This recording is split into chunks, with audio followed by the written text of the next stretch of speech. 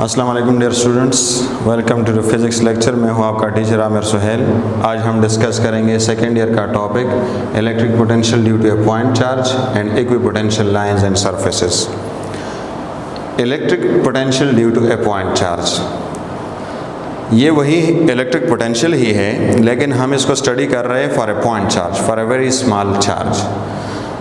Electric potential का एक और डेफिनेशन हम देखते हैं, the work done per unit test charge in moving it from a point of infinity to a point inside the field. जब हम किसी टेस्ट चार्ज को रवाना करते हैं, किसी टेस्ट चार्ज को हम रवाना करते हैं इन्फिनिटी से और इसको ले जाते हैं हम किसी भी पॉइंट में इनसाइड द फील्ड, तो हमने इस पे जो work done per unit charge किया हुआ है, ये है हमारे पास इलेक्ट्रिक पोटेंशियल।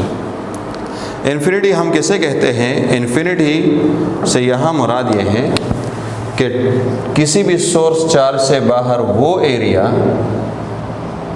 जो इसके फील्ड से बाहर है, तो जो एरिया इसके फील्ड से बाहर है वो इसके लिए इन्फिनिटी है, वो इस सोर्स चार्ज के लिए इन्फिनिटी है। हम एक टेस्ट चार्ज को यहाँ से रवाना करते हैं और ले जाते हैं इसको इस पॉजिटिव सोर्स चार्ज की तरफ, और यहाँ किसी पॉइंट पे हम इसको पहुँचा देते हैं। तो हमने इस पे जो वर्क किया हुआ है, this work if divided by this charge it gives us electric potential. ये भी एक डेफिनेशन है, याद रखें। What is infinity? Infinity is the area outside the field of source charge. Okay, आपने इसकी डिराइवेशन की है, हम इसकी डिराइवेशन पे दोबारा नहीं जाते हैं, और I would suggest not to study it again for eta. अब इसको दोबारा पढ़ें मत, सिर्फ इसमें जो ज़रूरी बातें हैं वो ये हैं कि work done from A to B is K q small q. याद रखें कि यहाँ स्मॉल क्यू है हमारे पास 1/RB माइनस 1/RA। अगर आपको कोई क्वेश्चन दिया जाए और उसमें 2 पॉइंट्स का डिस्टेंस गिवन हो और चार्जेस गिवन हो, तो आप आसानी से work done from A to B मालूम कर सकते हैं। ये भी याद रखें कि यहाँ पहले 1/RB आ रहा है और यहाँ 1/RA आ रहा है, यानी जो बाद में है, जो फाइनल है वो पहले आएगा और जो इनिशियल है वो बाद में आएगा। 1 to 2 हो जाएगा तो यहाँ 2 to 1 हो जाएगा, ठीक है। और फिर हमारे पास electric potential from A to B is K capital Q without small Q. अब यहाँ पर हमारे पास टेस्ट चार्ज नहीं है, ये भी याद रखें, और यहाँ भी वही सीन है 1/RB माइनस 1/RA। यहाँ भी वैसे ही बात है। जो हमारे पास जर्नल रिलेशन है, जो कि बहुत ज़्यादा इंपॉर्टेंट है इलेक्ट्रिक पोटेंशियल के लिए, that is V equals to K q divided by R। हमारे पास इलेक्ट्रिक पोटेंशियल 3 चीज़ों पे डिपेंड करता है। के मीडियम पे, चार्ज कौन सा चार्ज है? Source charge. आर कौन सा distance from source charge to the point of concern. जिस पॉइंट पे आप स्टडी कर रहे हैं वहाँ उस पॉइंट का सोर्स चार्ज से फासला।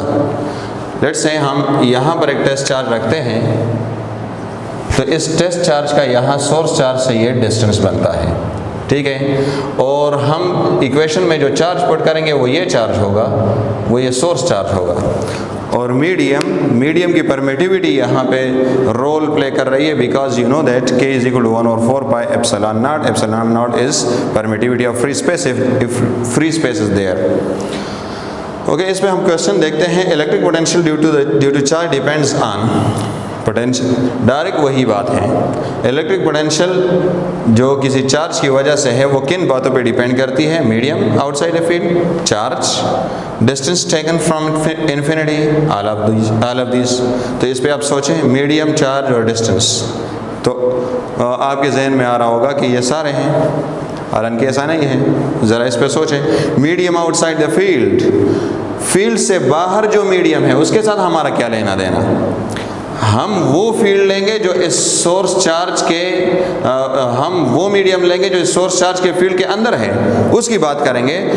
तो मीडियम इनसाइड द फील्ड, यानी फील्ड के अंदर जो मीडियम है, या फील्ड जिस मीडियम में है, इन अल्फाज में आप इसको बेहतर कह सकते हैं। ओके, चार्ज तो चार्ज पे डिपेंड करता है, ठीक है। चार्ज यहाँ आप देखें चार्ज पे डिपेंड करता है। डिस्टेंस टेकन फ्रॉम इन्फिनिटी, वो डिस्टेंस जो हम इन्फिनिटी से लेते हैं, वो डिस्टेंस जो हम यहाँ से लेते हैं, तो क्या ये इस डिस्टेंस पे डिपेंड करता है? नो।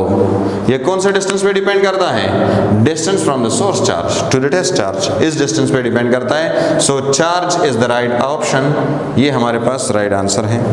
अच्छा, अगर यहाँ पर आपके पास यही ऑप्शन होते हैं, ठीक है। और यहाँ लिखा होता नन ऑफ दिस, और यहाँ पे लिखा होता टेस्ट चार्ज, टेस्ट चार्ज। तो फिर ये टेस्ट चार्ज भी गलत था, क्योंकि यहाँ पर जो चार्ज है वो सोर्स चार्ज है। ये कौन सा चार्ज है? Source charge. फिर नन ऑफ दिस इसका राइट आंसर होता।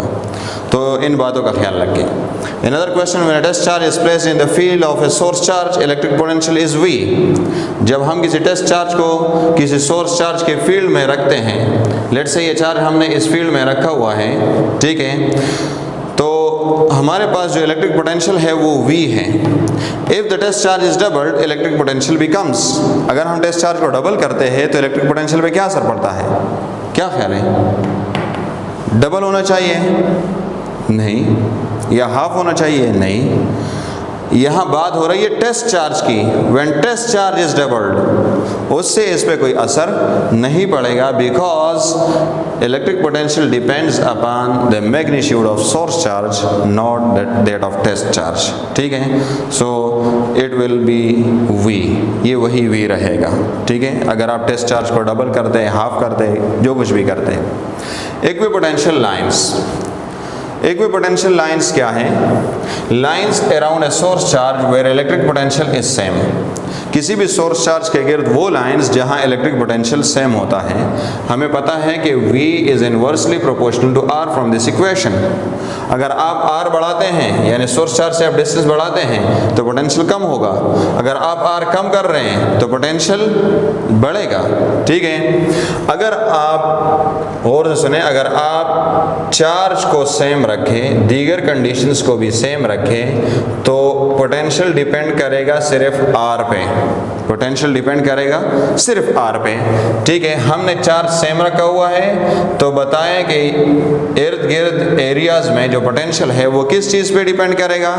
सिर्फ R पे, because charge is same, other conditions medium etcetera are same, charge will depend only on R। तो अब आते हैं यहाँ पर, ये जो मैंने फर्स्ट सर्कल ड्रॉ किया हुआ है, इसको देखें, इसका रेडियस बनता है हमारे पास लेट्स से R। यहाँ भी R है, यहाँ भी R है, और यहाँ भी R है।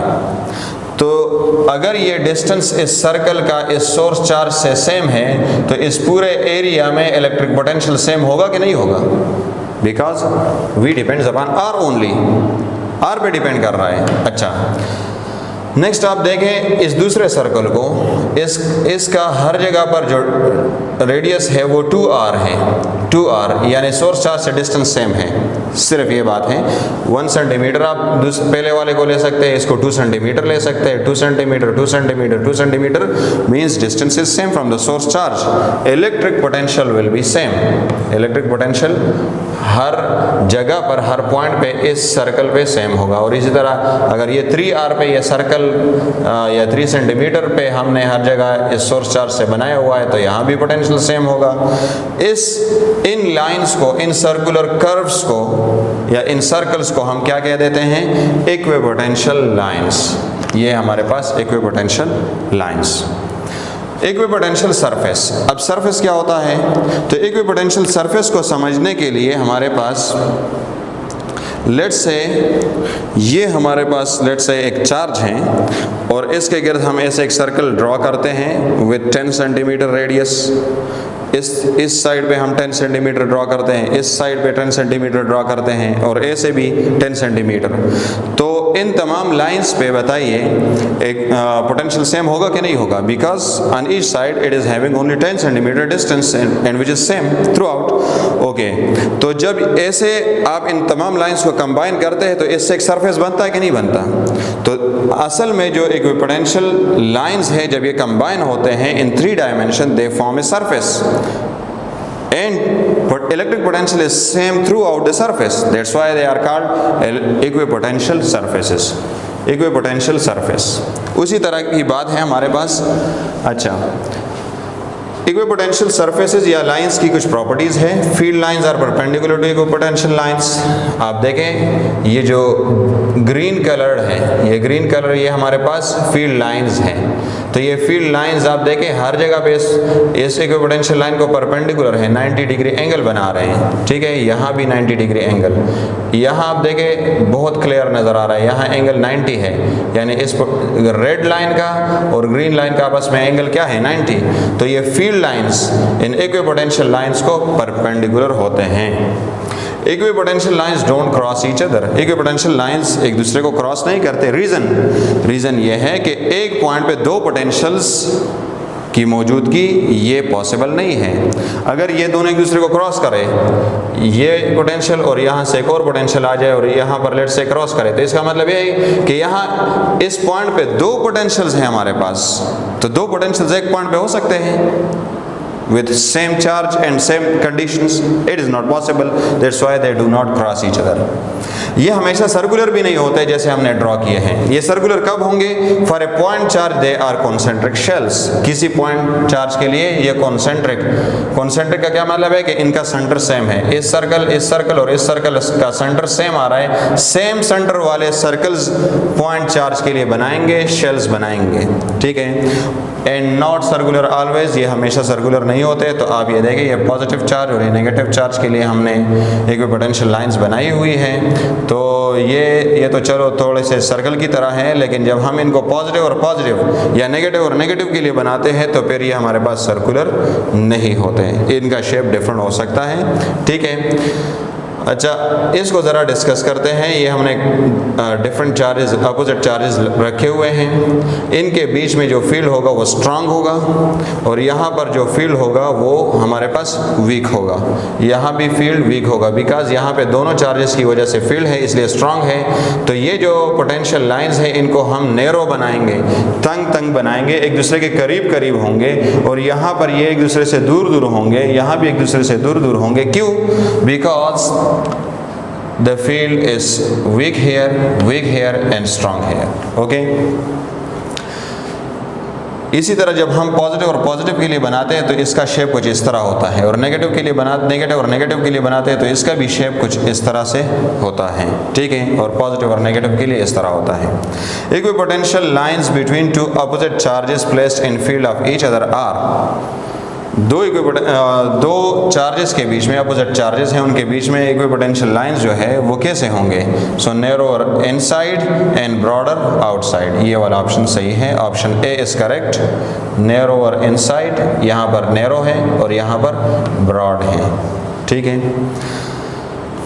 The work done in moving a charge between 2 points an equipotential line is dash, बहुत important MCQ है। जब हम किसी इक्विपोटेंशियल लाइन पे किसी चार्ज को मूव करते हैं तो क्या उस पर हम वर्क करेंगे? लेट्स से हमारे पास एक इक्विपोटेंशियल लाइन है और मैंने इधर से एक टेस्ट चार्ज को रवाना किया और इधर पहुंचा दिया, तो इस पे हम वर्क करेंगे। इलेक्ट्रिकल वर्क की बात कर रहे हैं, इलेक्ट्रिकल वर्क यहाँ पे हम नहीं करेंगे। इलेक्ट्रिकल वर्क यहाँ से पॉइंट चार्ज यहाँ तक पहुँच जाए, किसी भी पोटेंशियल इक्विपोटेंशियल लाइन पे दो पॉइंट्स के बीच में ये चला जाए तो हम वर्क नहीं करेंगे। कैसे? W is equal to V Q, ये हमारे पास वर्क का रिलेशन है इलेक्ट्रिकल वर्क का, अभी हमने डिस्कस किया। From V is equal to work done per unit charge, दूसरे लेक्चर में था हमारे पास। So V is equal to work done per unit charge and W is equal to V Q. W is equal to VA minus VB, higher minus lower into Q.